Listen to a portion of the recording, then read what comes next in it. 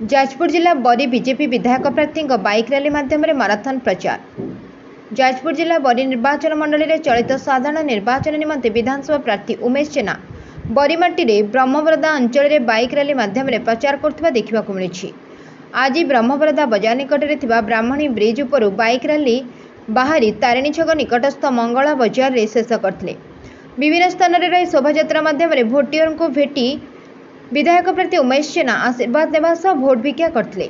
एही रैली रे बरी निर्वाचन मंडल रसलपुर रे जाउथिबा 10 गोटी पंचायत प्राय 150 बाइक रे कर्मी सामिल होइतिले।